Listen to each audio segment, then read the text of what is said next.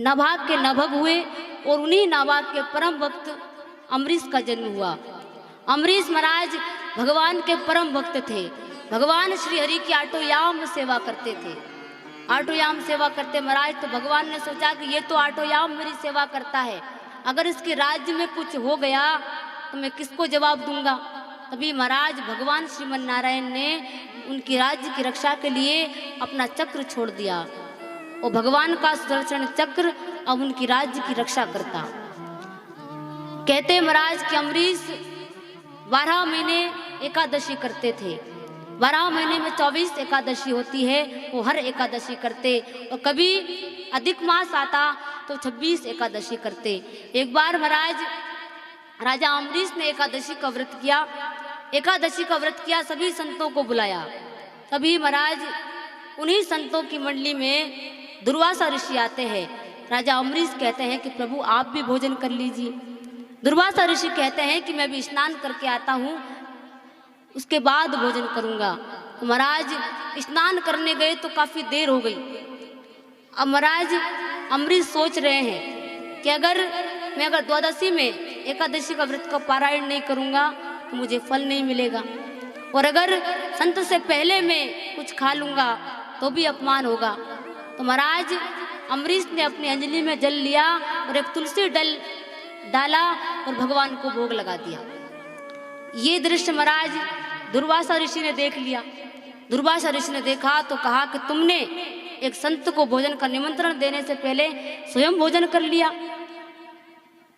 भक्त अम्बरीश कहते हैं कि नहीं प्रभु, क्या है कि द्वादशी जाने वाली थी, त्रयोदशी लगने वाली थी, अगर मैं द्वादशी में मेरे व्रत का पारायण नहीं करता तो मुझे एकादशी के व्रत का फल नहीं मिलता। महाराज दुर्वासा ऋषि बहुत क्रोध में हो जाते हैं, अपनी जटाओं को काटते हैं, शिला पर पछाड़ देते हैं। शिला पर पछाड़ते ही महाराज उससे एक राक्षसी उत्पन्न हो जाती है। जैसे ही वो राक्षसी भक्त अम्बरीश को खाने दौड़ी तो भगवान का चक्र आता है, उसका सर धड़ से अलग कर देता है। और वही भगवान का चक्र महाराज दुर्वासा ऋषि के पीछे चलता है।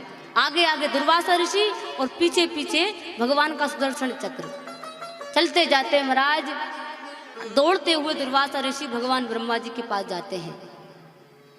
भगवान ब्रह्मा जी से कहते हैं कि प्रभु मेरी रक्षा करिए। भगवान ब्रह्मा जी कहते हैं कैसे? भगवान के चक्र से मेरी रक्षा कीजिए।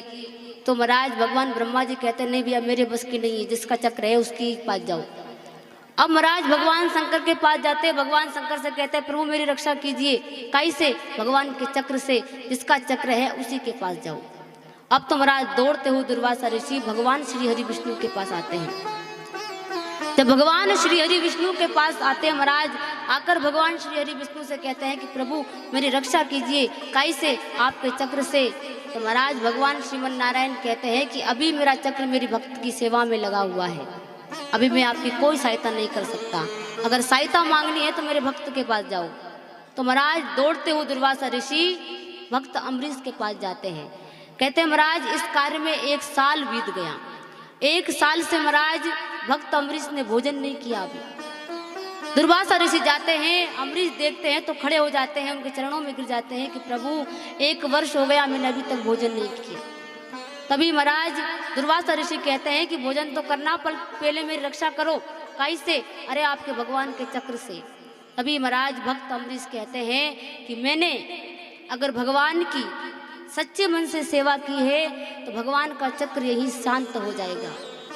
इस प्रकार महाराज श्री सुखदेव जी महाराज ने राजा परीक्षित को भक्त अम्बरीश की कथा श्रवण करवाई।